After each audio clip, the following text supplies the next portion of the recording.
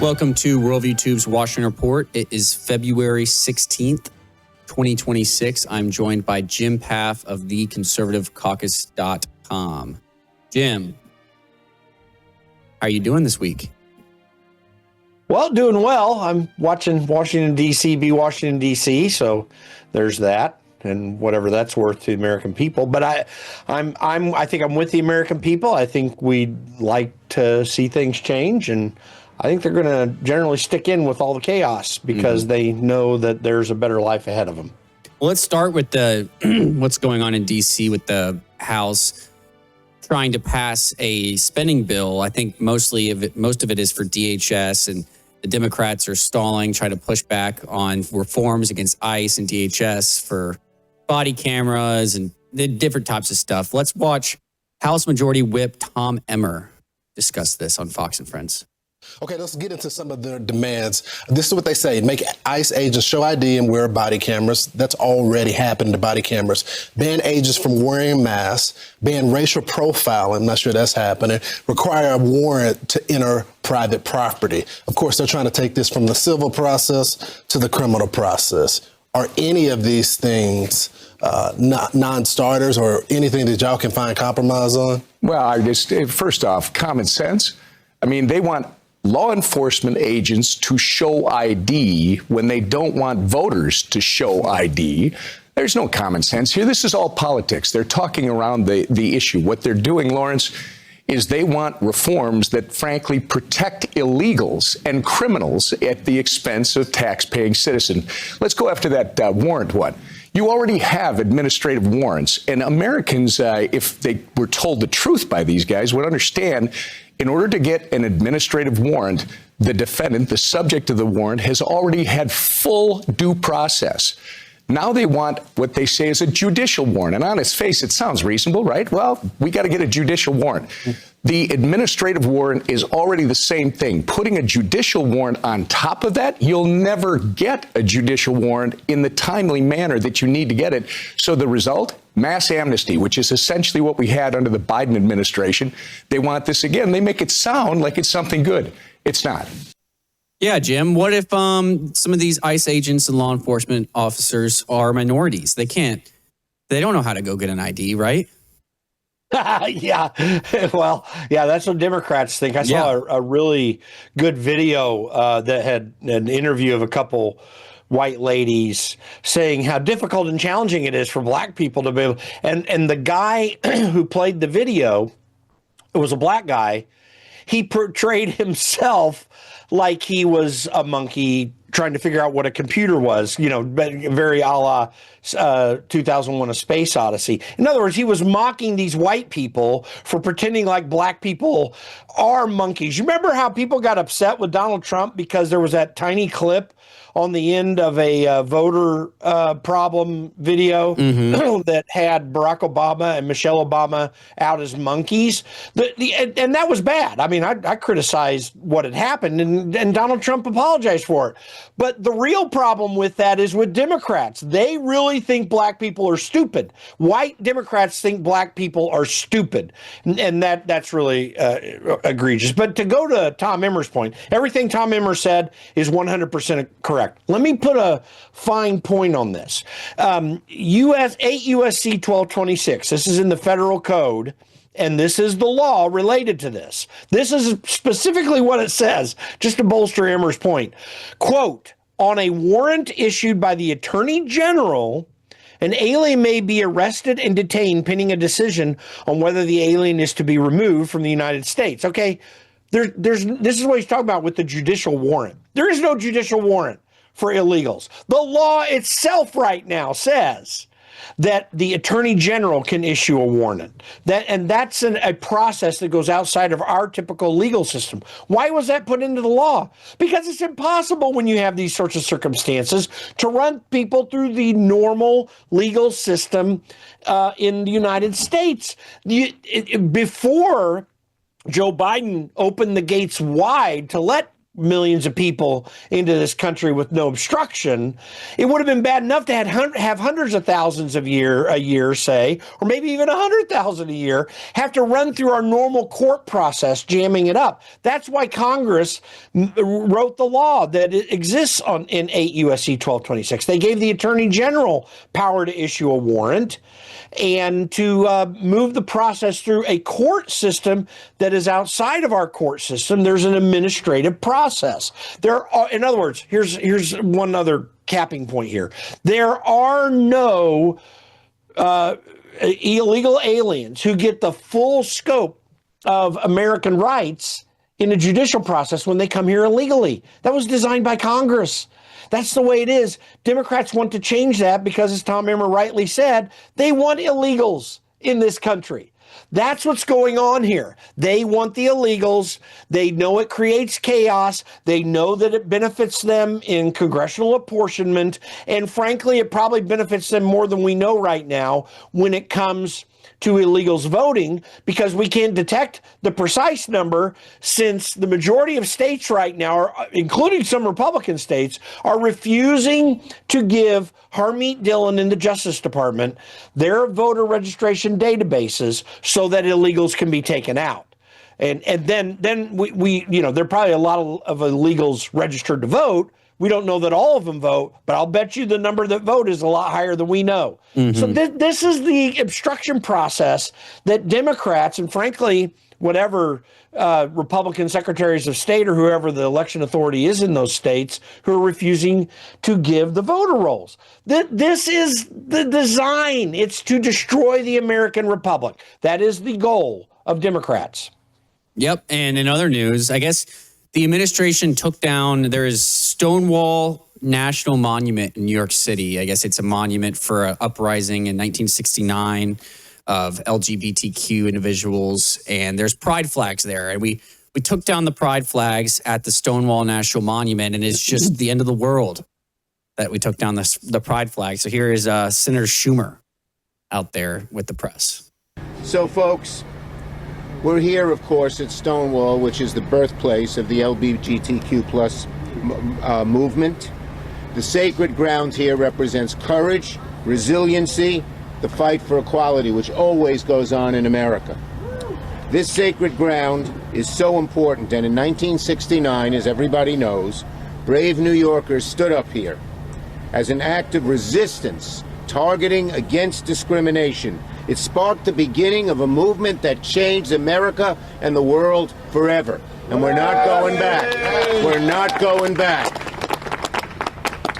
The Trump administration's removal of the Pride Rainbow flag from the Stonewall National Monument is a deeply outrageous action that must be reversed. It's an effing disgrace. Right.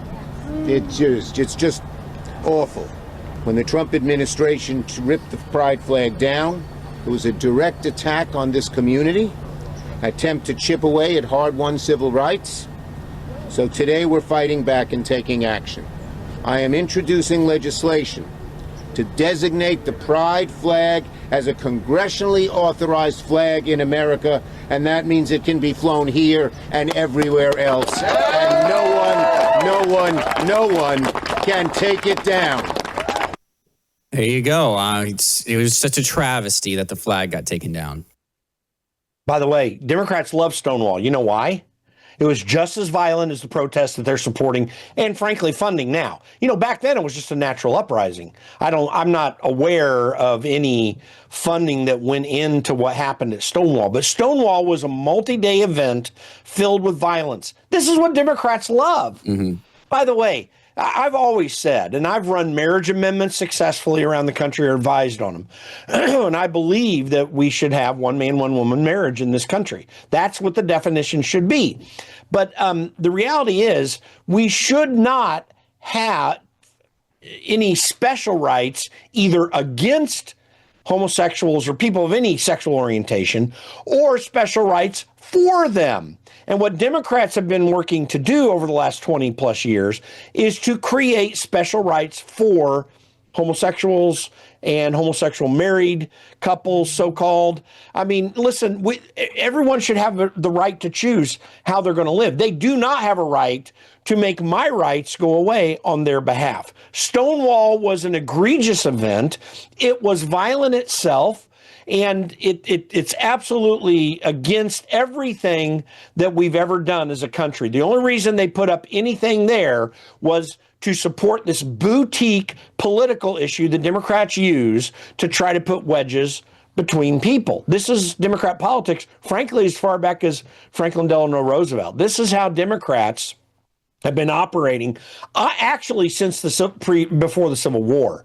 The Democrats were always the racist slaving party. And when that went away, they were the Jim Crow party. And when that went away, they were the Marxist wedge building, ethnocentric politics, economic division politics that has laid out what they are even up to this day. And it's crazy. It's absurd for Democrats to be standing up for this violent event that took place in Stonewall. Yeah, I mean, they have been basically rewarded every time they commit violence. And we now are seeing a uprising in the trans violence. These transgender, not just the LGBTQ, but the person that I think it was a man, right, who converted to a female in Canada. And that is well, he didn't convert to a female, but he claimed to. Claimed to. But that is disturbing. If you go watch some of the videos of him before, he is demonically possessed, I think. I mean, if you watch some of those videos of him before he did it, there are some creepy videos. And it's hard to ever precisely tell demonic possession, but that does exist. I can tell you this, every Christian listening, and we've got a lot of Christians that listen to this network, every one of you needs to understand Ephesians 6 does apply. The principalities and powers of darkness. There is a spiritual battle that's taking place in this world that is real, that we need to fight in a spiritual manner. But it doesn't stop there. Why do you think Paul called them principalities and powers of darkness? Because they inject themselves into powers of the earth if they can.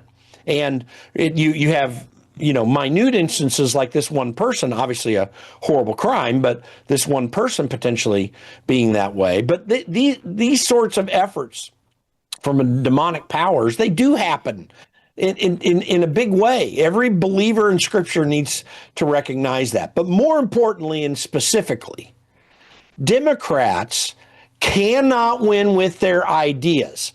The Marxist socialist construct that was developed mostly by Karl Marx, but even though it existed somewhat beforehand, he just kind of consolidated it into one writing. That Marxist construct is antithetical to objective truth and reality. Democrats embrace that ideology in its various forms, in its various iterations. And to impose that on an American republic built on the idea of private property, personal freedom, and restricted government, the only way they can promote that is through violence. This is what Democrats are. They are a violent, un-American party that is not interested in the American ideal. They have a different ideal in mind, and they are in active pursuit of overthrowing the American republic. Everything they do fits in that category. Well, let's go on to Kentucky Governor Andy Beshear, who went on The View last week and tried using the Bible to defend gender mutilation of children and transgender ideology. Let's watch this. But we rarely talk about the why. People want to know what drives us, especially in a world with social media where everyone's looking for the next authentic thing. For me, that's my faith.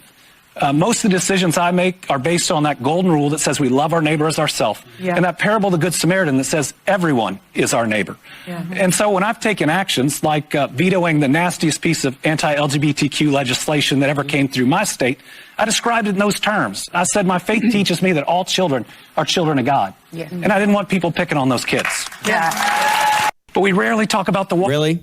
Really? He doesn't know his Bible any more than James Tallarico down in Texas running for U.S. Senate does. These are two guys who are attempting to bring in a fake Christian construct of reality into their politics. Whereas, and no one or hardly anyone puts them down for that. Even on the conservative side, I don't hear a lot of people calling them out for their clear heresies and inaccuracies in Scripture. But if you, as a Christian who is attempting to hold true to the values that are clearly laid out in Scripture, that are clearly understandable in Scripture, you're told to not get involved in the political realm.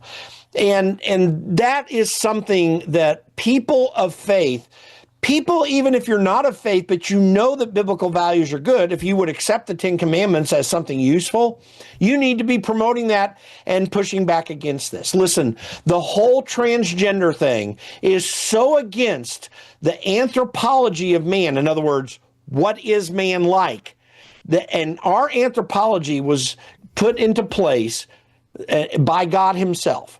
From when he created them male and female, and he told a man to leave his mother and cleave to his wife.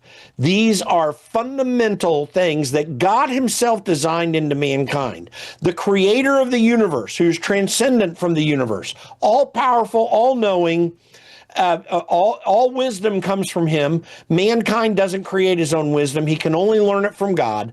What he designed is what works. And we need to assert that again in society. And we have to undertake this politically because of this assault against mankind that Democrats are constantly foisting upon us. To mutilate children is an absurd way of going about things. I wonder if they would want to be mutilated in some other form. Of course they wouldn't, but they'll take kids and experiment on them for a political purpose. And it's insane. Democrats believe in it. And again, they're working hard to undermine and take down the American Republic. Yep. Well, we got to go to break. We'll be right back in just a moment with more.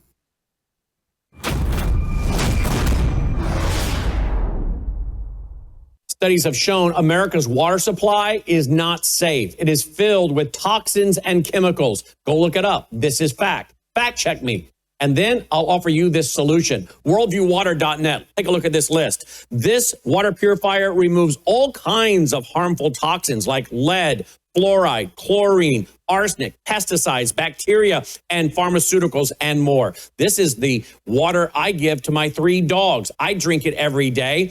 I have one of the filters in my kitchen, under the kitchen sink, and then I have one on my shower. Do you know how much your skin absorbs of water when you're in the shower each and every day? Protect yourself and your body. Remain healthy. Eat good food. Drink purified, clean water. One of the most powerful water filters available in America. Worldviewwater.net. That's worldviewwater.net. Again, tell your family and friends about it. In fact, maybe even give this as a gift to some of your family and friends, particularly those of you who have children and grandchildren. Worldviewwater.net.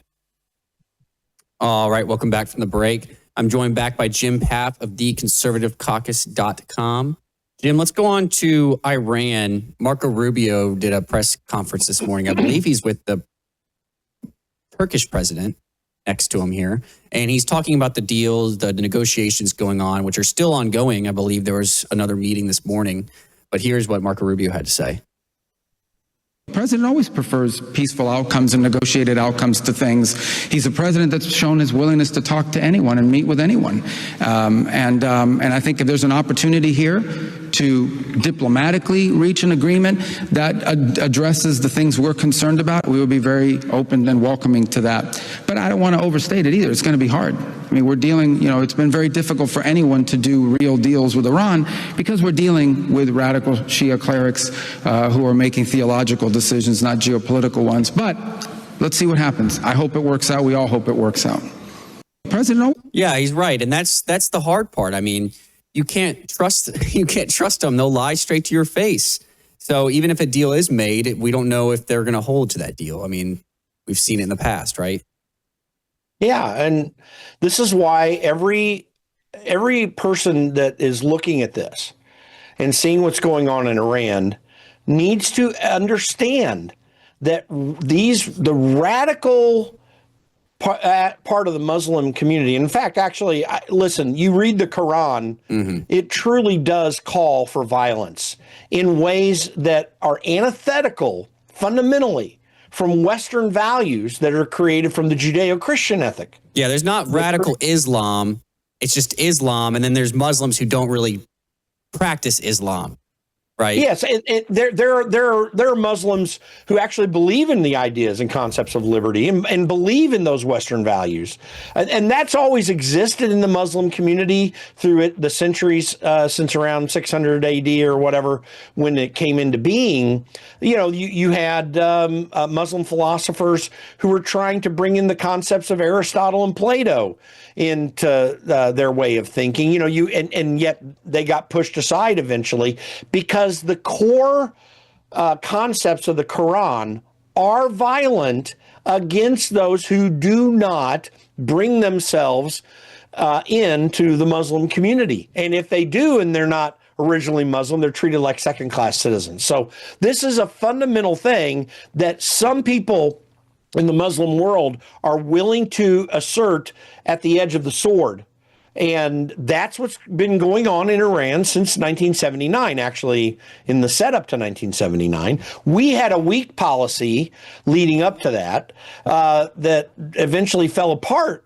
And of course, you know, there are other issues, too. The Shah at the time had his problems as well. But this violence in the Muslim community is what is irrational. And they make no pretense of reason. To be candid, the concepts of actual reason, the laws of non-contradiction, the laws of causality, these are things that they ignore and they push aside. And to be candid, it's why Democrats tend to align so well with the radical Muslim community, because the same degree of irrationality is undertaken by them in their political arguments and their desire to impose something upon the people politically that they ought not to impose at all. So this is why you see Democrats, maybe less violent, but still violent nonetheless, never agreeing to anything that is real. And this is going to be the challenge for Donald Trump when it comes to the Muslim clerics in Iran. Yep. Well, let's go on to AOC. I guess AOC is asked a question here. I don't know where she is. I saw Tim Burchett talked about how all these people, these congressmen and congresswomen are going over to Munich for some conference they're participating in while the government's about to be shut down, partially shut down. But here is AOC. She is in Munich, actually, asked about the U.S. defending Taiwan. And she has a great response. Let's listen.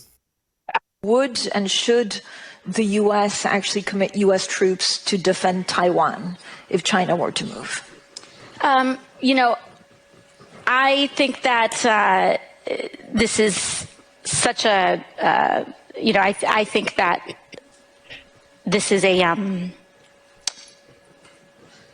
of course a very longstanding policy of the United States. That sounded more like Joe Biden than AOC or Mitch McConnell. I'm not even sure it rises up to that level. My wife came to me this morning. She said, "Did you see this? You got to do something on this, Jim. You got to put something up there." Listen, she's not ready for prime time. She's frankly not that smart anyway. She claims to have studied economics in college. I don't even know how she got through an economics book. Economics 101 is not the hardest thing in the world, but it does require a change in the way of thinking to understand it that, a lot of people haven't been exposed to. I doubt she got pushed through somehow because she ain't smart enough to have a college degree, it looks like to me. Listen, she also, the other part of this is that her strategy, she hasn't figured out, like Bernie Sanders has, how to say to people what you hope they think you mean so they don't know exactly what you mean so that they can implement something that you didn't mean to support them for, right? This twisted logic, this irrational relativistic way of explaining what to do. She hasn't figured that out yet. She should have by this time. She's had such a high profile.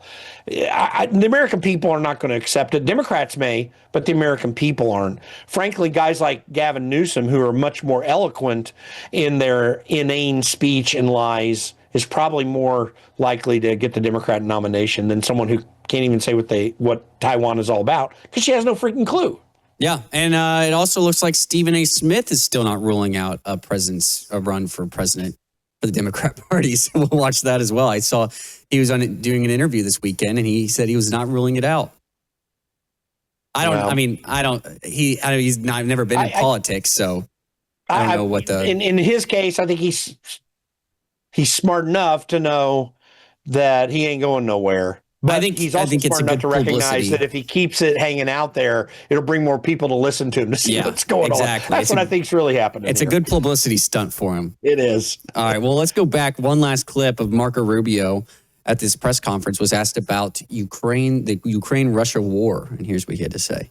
The only comment is the United States' interest is to see the war end, and we want to do what we can to make it end. We're the only nation on earth that apparently can get both sides to the table to talk.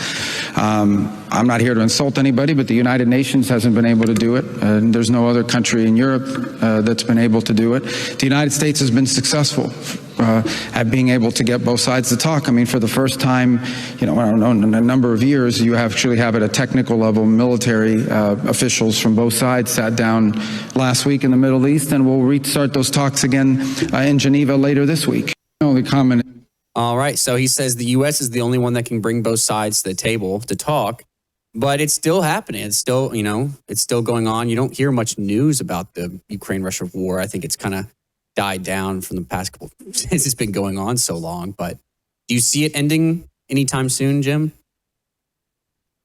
I don't know. It always feels like it's starting to get close, and Vladimir Putin's Lucy with the football. For those of us old enough to know the Peanuts reference, the reality is that we got into this thing because a guy who's an evil leader, Vladimir Putin, was not challenged by an incredibly weak, uninformed, and lazy administration, Joe Biden, when at the end of a stupid set of policies implemented by the United States from the Bush administration through the Obama administration and forward, with only one person that could deal with this in clarity, Donald Trump, not being there at the time that the invasion happened. It's a difficult mess to get out of, and I just don't know it at this point. By the way, I will make one point, though. You asked,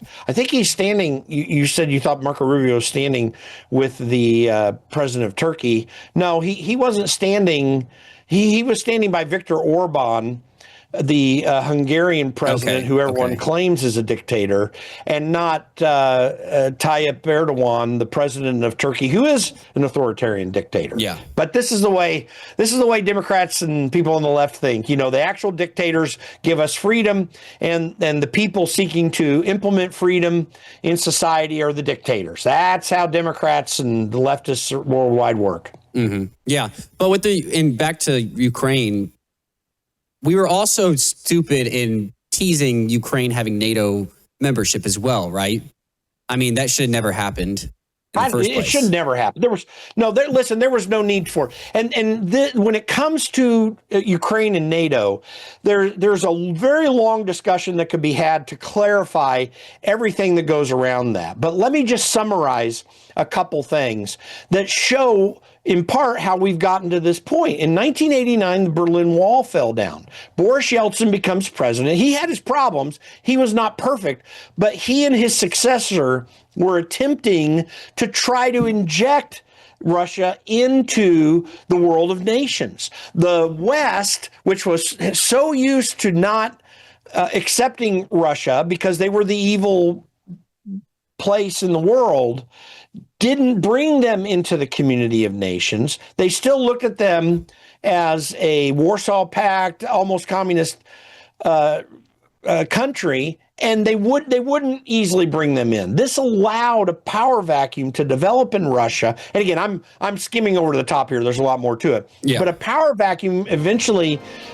existed in Russia that ultimately allowed Vladimir Putin, a former KGB agent, to come in and do something similar to what China is doing. Have these communist principles in your governing structure while providing some degree of economic freedom, at least enough to keep people satisfied and to keep your country running. But the U.S. policy and even the policy of the West messed this up. There was no reason to bring Ukraine into NATO after the Berlin Wall fell because you did not have a country that was going to be invading Europe at that time. It was a time for peace and building economic relationships as well as other fundamental relationships to allow Russia to come and become what everyone said they wanted it to become when the Soviet Union fell, that no one would allow it to become. Mm-hmm. Yeah. Well, we're on a break. We're all out of time. We're not out of break. We're all out of time.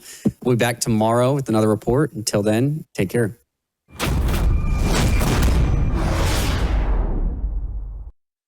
Tonight on the Worldview Report, a new Palestinian draft constitution declares Islam the state religion and Sharia the main source of law, while refusing to recognize Israel's right to exist and framing the conflict as resistance to Zionist occupation. President Trump announces the Board of Peace, and he has said there has been pledged $5 billion for Gaza reconstruction and committed peacekeeping troops to ensure stability after Hamas is defeated. Several Arab and Muslim majority nations publicly condemn Hamas, but quietly provide financial, political, and safe haven support, thus undermining any genuine effort to isolate or defeat the terror group. Hamas leaders, they flatly reject disarmament demands, vowing to keep their weapons for so-called resistance, leaving the IDF no choice but to prepare renewed operations to dismantle their military capabilities. Widespread distrust in U.S. elections has become the central crisis of our time, fueled by past controversies, media dismissals, and court refusals to examine evidence, thus threatening the very legitimacy of government. The EPA quietly reveals its endangerment finding on CO2, admitting the risk was overstated. All this and more as the Worldview Report begins right now.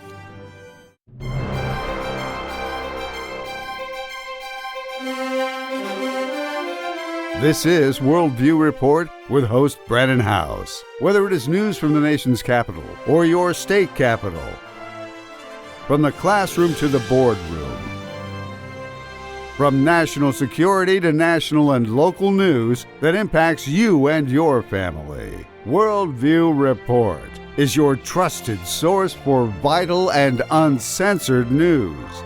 And now, here is Brandon House. Good evening, and welcome to the Worldview Report. I'm Brandon House. An article from Front Page Mag is entitled, New Palestinian Constitution Shows We're Creating an Islamic Terror State. And it reports that the Palestinian Authority has released a draft constitution for a future Palestinian state that enshrines Sharia, or Islamic law, as the primary source of legislation, and it explicitly rejects